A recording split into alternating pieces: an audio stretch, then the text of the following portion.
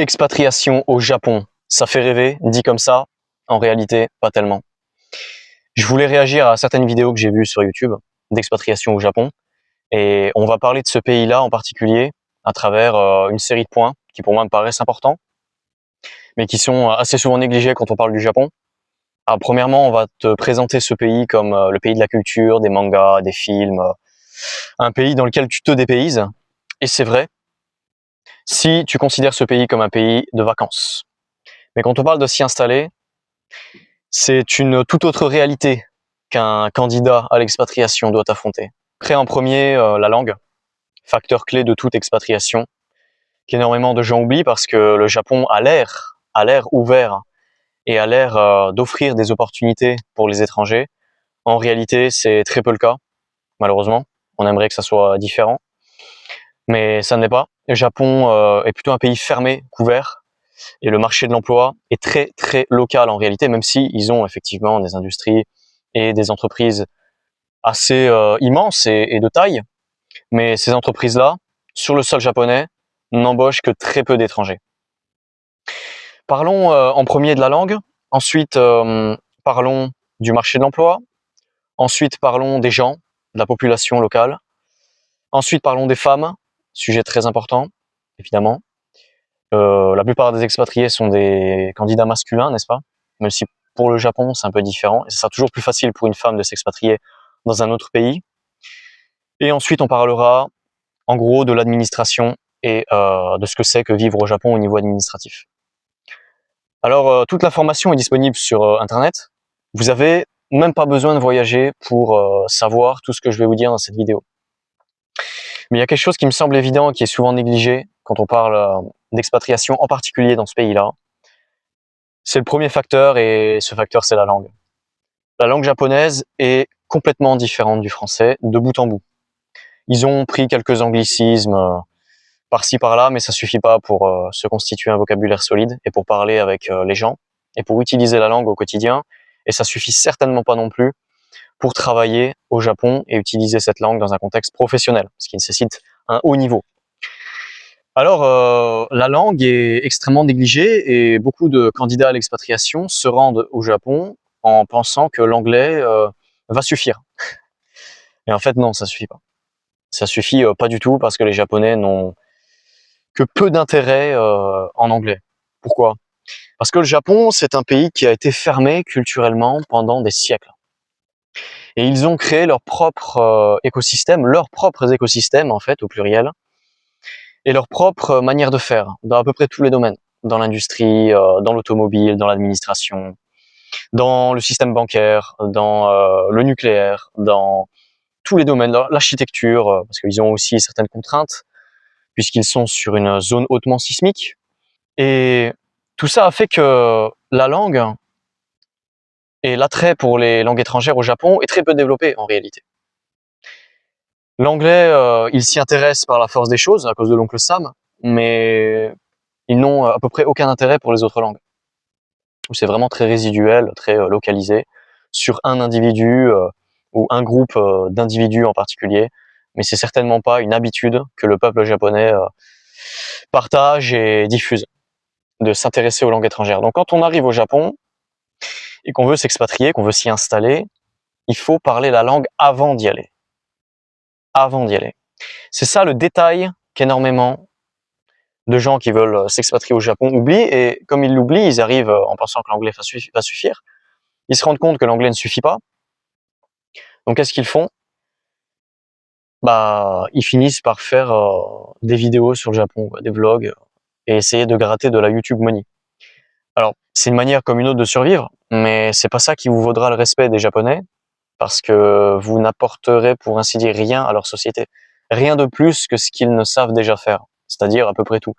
Les Japonais savent faire des voitures, des avions, savent faire du nucléaire, sont très très bons en robotique, en automatisation de manière générale. Et si vous n'apportez pas une valeur ajoutée, ou s'ils n'ont pas besoin de vous, ils ne vous respecteront pas vraiment en fait. Qui plus est si vous n'apprenez pas leur langue. Mais il y a un détail aussi qu'il faut pas négliger, c'est que même si vous parlez japonais un jour, même si vous le parlez bien, les Japonais ont une lecture ethnique de l'identité. Ce qui signifie que avec votre tête d'Européen, vous ne serez pas accepté comme un Japonais. Et même si vous pensez que vous parlez bien japonais, et je vais élaborer là-dessus, les Japonais se méfieront toujours de vous. Ils vous feront jamais entièrement confiance. Ils se diront que vous connaissez pas tel ou tel code, que vous n'êtes pas au fait de telle ou telle règle de grammaire ou de politesse dans la langue, chose qui est extrêmement importante, notamment en contexte professionnel. Et en fait, ils se méfieront de vous et ils vous embaucheront jamais vraiment dans des postes auxquels ils embaucheraient, pour lesquels ils embaucheraient un japonais sans vraiment douter, à partir du moment où il a les compétences et les qualifications. Et pour apprendre le japonais, il faut 10 ans minimum. La langue est tellement différente, il y a tellement de choses à apprendre, tellement de détails, qu'il faut 10 ans minimum pour maîtriser cette langue. Alors la question que tu dois te poser, c'est est-ce que tu es prêt à investir 10 ans de ta vie dans l'apprentissage d'une langue pour un résultat moyen, voire inexistant? Parce que si tu parles japonais mais que tu n'as pas de compétences particulières, eh ben, tu finiras comme un japonais de classe moyenne ou de basse classe sociale. C'est-à-dire que tu travailleras dans une usine de triage de pièces métalliques, comme j'ai envoyé un reportage récemment sur YouTube, et tu ne pourras pas prétendre à un haut salaire. Si tu veux t'expatrier au Japon, il faut que tu parles japonais avant d'y aller. Et parler japonais avant d'y aller, ça veut dire que tu as obtenu au moins le niveau N4 du JLPT, Japanese Language Proficiency Test, JLPT. C'est le test de langue japonaise que les écoles japonaises et que le gouvernement exigent des étrangers lorsqu'ils prétendent à certains visas ou à travailler, voire à la nationalité. Il y a 5 niveaux, de N5 à N1, N1 étant le plus difficile. Et si tu veux t'expatrier au Japon, il faut que tu parles japonais au niveau N3 avant d'y aller et que tu connaisses au moins 1000 kanji, les 1000 kanji les plus fréquents. Ceux que les écoliers apprennent à l'école, je crois, entre 3 et 10 ans. Si tu connais ces 1000 kanji-là, ainsi que les structures grammaticales du niveau N3, alors là, oui, effectivement, c'est pertinent d'envisager une expatriation au Japon, parce que ton niveau sur place ne va faire qu'augmenter. A contrario, si tu y vas sans rien connaître, tu ne pourras pas augmenter ton niveau parce que tu n'as pas les bases. Donc, tu pourras rien comprendre de ce que les gens te disent. Il faut préparer son expatriation avant d'y aller. Surtout une expatriation comme ça. Le Japon est un pays fermé, c'est un pays compliqué, c'est un des pays les plus compliqués dans lesquels s'expatrier. Donc il faut pas prendre ça à la légère. Et le premier point qu'il faut bosser, c'est la langue. Il n'y a pas le choix. Et dans cette optique, dans ce sujet, il y a des gens qui n'y arriveront pas. Parce que c'est simplement trop difficile et ça demande également un investissement en temps et en motivation considérable. Parce que tu ne verras pas les bénéfices tout de suite. Tu verras en fait les bénéfices de l'investissement et de l'apprentissage de la langue à partir du moment où tu seras sur place au Japon. À partir du moment où tu commenceras à postuler à des offres, qu'ils te répondront et que éventuellement tu auras une opportunité d'y travailler. Mais jusqu'à ce que cela se produise, tu ne verras pas les bénéfices de ton apprentissage. Ce qui est très démotivant pour la plupart des gens, à raison.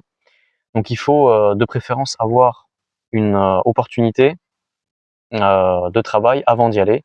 Et pour avoir une opportunité de travail, il faut déjà parler japonais à un niveau minimal. Donc c'est un peu un cercle vicieux, c'est un peu le serpent qui se mord la queue.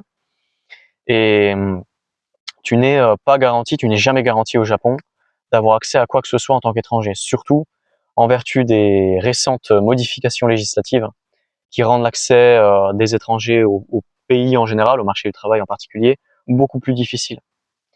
Deuxièmement, bon, j'ai un peu touché le marché du travail, mais deuxièmement, on va surtout parler des salaires au Japon. Et je ne sais pas pourquoi beaucoup de gens pensent que le Japon est un pays extrêmement riche, qui va vous offrir des salaires conséquents.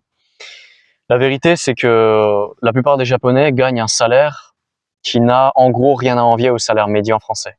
On tourne autour des 1800 € net au Japon de salaire médian, ce qui n'est pas très très élevé, ce qui n'est pas du tout élevé. Pour une ville comme Tokyo, ce salaire vous offre un appartement en forme de boîte à chaussures, tout au plus, et quelques loisirs par-ci par-là, pas très chers. Si vous arrivez à trouver un bon izakaya ou un bon restaurant de quartier, vous arriverez éventuellement à vous faire quelques restaurants par mois, mais ça sera tout. Donc question, est-ce que tu es prêt à investir 10 ans de ta vie dans l'apprentissage de la langue pour toucher en gros 1800 € par mois net? Mettons que tu touches même 2000 € par mois net au Japon. Est-ce que ça vaut le coup d'investir 10 ans de sa vie pour toucher 2000 € par mois net quand, en tant que francophone, tu peux aller bosser en Suisse ou au Luxembourg et toucher 2 fois ce salaire pour 10 fois moins d'efforts? La réponse évidemment est non. À part pour l'aspect et l'attrait culturel, je vois pas quel est le facteur rationnel dans l'expatriation au Japon. Je crois qu'il y en a pas en fait. Ensuite, on va parler des femmes. Les femmes japonaises. Beaucoup d'occidentaux croient que le Japon c'est un peu comme la Thaïlande ou le Vietnam ou les Philippines, où il est facile d'avoir une femme. Et en fait, c'est tout le contraire. C'est tout le contraire. Les femmes japonaises sont des occidentales bridées, en fait, des occidentales avec les yeux en amande. Hein. C'est très très difficile d'avoir une femme au Japon. Si vous vous mettez sur les applications de rencontre, elles marcheront très très peu. Les japonaises sont exigeantes. Elles exigent une grosse patience avant d'aborder les choses sérieuses, notamment de les amener au lit. Et je vois pas pourquoi tu attendrais 1 mois, 2 mois, 3 mois pour espérer avoir quelque chose d'une japonaise. Une japonaise qui plus est, dont les japonais ne voudront pas, puisque les meilleures japonaises, les plus jeunes, les plus intelligentes, etc. en général, trouvent leur partenaire au lycée ou à l'université, de sorte que tu arrives en dernière position et tu as droit uniquement aux femmes les plus vieilles, aux femmes les plus usées, entre guillemets, voire celles qui ont déjà eu des enfants, voire celles qui sont déjà divorcées, des femmes qui n'hésiteront pas, et il y a pléthore d'exemples de cela. Si tu la maries ou lui fais un enfant sur place, à utiliser les lois qui sont très opaques et très obscures et que tu ne comprendras de toute façon vraisemblablement pas parce qu'elles sont écrites avec des kanji qui sont des sortes de hiéroglyphes incompréhensibles pour toi. Femme qui n'hésitera pas à utiliser ces lois contre toi pour par exemple obtenir la garde de tes enfants et te laisser sans eux. Pareil, le retour sur investissement en termes de femmes est très très peu élevé au Japon. Il vaut beaucoup mieux aller dans d'autres pays asiatiques comme la Thaïlande ou les Philippines, voire même le Vietnam, même si c'est un peu plus dur au Vietnam, que le Japon. Et ensuite, on va parler de l'administration. Alors l'administration au Japon, bah, c'est une catastrophe. Je crois qu'ils font des efforts de digitalisation, mais il y a encore beaucoup de processus et de démarches qui exigent le format papier, donc de remplir un petit formulaire comme ça en papier. Alors si c'est en ligne, c'est facile parce que vous pouvez traduire ce qu'on vous demande via un traducteur. Mais si c'est en papier, c'est déjà une autre paire de manches. Si vous n'avez personne pour vous traduire et pour vous aiguiller sur ce qu'on vous demande précisément de faire, bah vous vous retrouvez face à un papier écrit en kanji, incompréhensible, écrit en style très très formel et très officiel, qui va être très loin du japonais parlé que vous pourrez apprendre via les animés ou les mangas. Et qu'est-ce que vous allez faire? Si vous n'avez personne sur place, et on va parler des gens, on va parler des japonais juste après, comment vous faites pour accomplir la moindre démarche administrative? Déménager, faire un transfert bancaire. Il faudrait qu'on en parle d'ailleurs de leur système bancaire qui est à beaucoup d'égards archaïque. C'est proverbialement connu que les Japonais ont un système bancaire archaïque. Comment vous allez faire? Bah, vous allez galérer en fait. Vous allez galérer pour faire des choses très simples, en tout cas qui seraient simples dans un pays dont vous parlez la langue ou dans un pays dont la langue est facile. Mais au Japon, vous ne pourrez pas faire ça. Vous n'allez que galérer. Alors, pareil, hein, les facteurs s'accumulent. Donc vous avez 10 ans d'apprentissage de la langue, pas de femmes, accès compliqué au marché de l'emploi si vous n'apportez pas une vraie plus-value, administration opaque et très compliquée. Est-ce que vous êtes prêt à dépenser des années et des années pour un tel retour faible sur investissement? Pour moi, la question et la réponse est vite trouvée. Et puis enfin, on va passer en revue les gens, donc les Japonais, la population. Comment se comportent les gens? Alors évidemment, il y a toujours des exceptions, mais on généralise. Il faut généraliser. C'est très bien de généraliser. C'est comme ça on obtient un avis sur n'importe quelle question. Il faut s'intéresser aux statistiques, il faut s'intéresser aux tendances, il faut s'intéresser aux moyennes. Et en moyenne, les Japonais sont des gens non pas froids, mais distants. Ce sont des gens qui ne vous diront jamais ce qu'ils pensent, qui n'ont pas la culture du débat, de la confrontation, ne serait-ce que la confrontation d'idées. Ce sont des gens réservés, extrêmement réservés. Pareil, il vous faudra des années pour qu'un Japonais vous considère vraiment comme son ami, pour qu'un Japonais vous invite chez lui, pour qu'un Japonais vous présente éventuellement à d'autres amis. Il vous faudra aussi maîtriser la langue à un niveau minimal. Donc on revient au problème de la situation initiale. Et malgré cela, le climat général au Japon fait que les gens ne sont pas ouverts, tout simplement.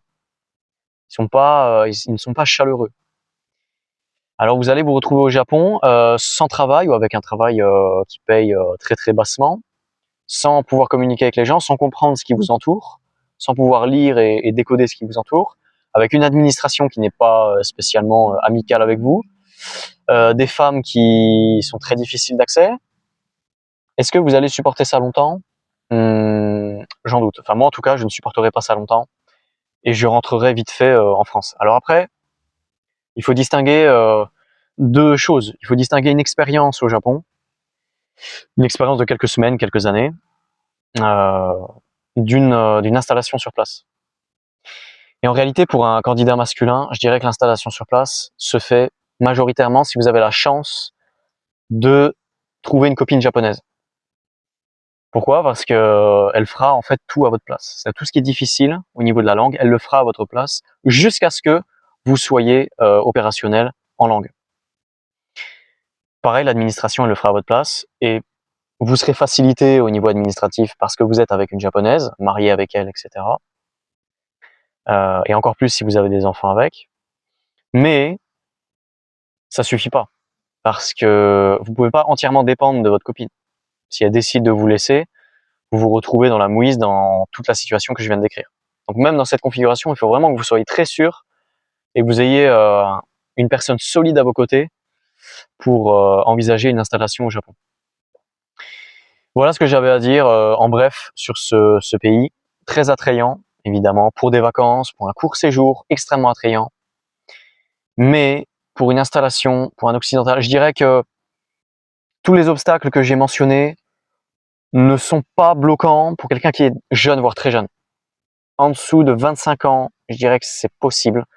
Mais après 25 ans, honnêtement, la facture commence à être très très salée. L'idéal serait de s'expatrier à 22-23 ans au Japon, en ayant préalablement bossé le japonais pendant quelques années de sorte à connaître les 1000 kanji et à avoir obtenu le niveau N3, le niveau N4, pardon, officiellement, en ayant passé le test dans une école de langue japonaise, de sorte que vous ayez votre certificat à présenter à une entreprise ou à une quelconque compagnie intéressée par votre profil, et puis voilà, vous avez un niveau de conversation suffisamment élevé pour passer des entretiens d'embauche, par exemple, ou pour répondre au téléphone, ou pour passer des appels à d'éventuels employeurs.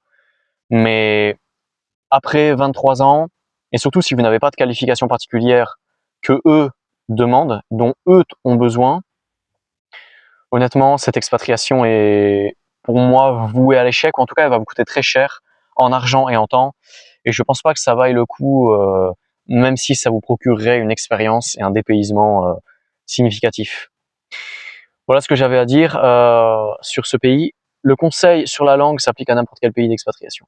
C'est le facteur à ne pas négliger. Je sais que dans certains pays, l'anglais suffit largement, voire l'anglais est la langue du pays, comme aux États-Unis, en Australie, etc. Mais si on parle de pays non anglophones, ne vous reposez pas sur l'anglais, parce que ça ne suffit pas. Les gens ne parlent pas volontiers une autre langue que la leur, et c'est normal, c'est leur langue natale. C'est celle avec laquelle ils sont à l'aise, c'est celle avec laquelle ils ont noué des amitiés pendant 10 ans. Et dites-vous que vous ne remplacez jamais 10 ans, 15 ans d'apprentissage d'une langue natale par l'anglais.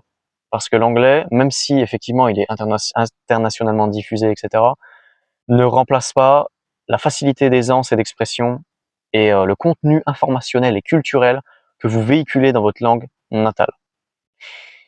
C'est extrêmement important de prendre ça en compte et quel que soit votre pays d'expatriation, il faut prendre la langue en compte en premier. Est-ce que la langue est difficile pour vous? Est-ce que vous vous sentez capable de l'apprendre? Si oui, alors vous apprenez la langue avant d'y aller, avant de vous rendre dans ce pays. Et une fois sur place, vous développez votre niveau. Mais autrement, c'est à peu près voué à l'échec de compter uniquement sur l'anglais. On se dit à la prochaine. Ciao, ciao.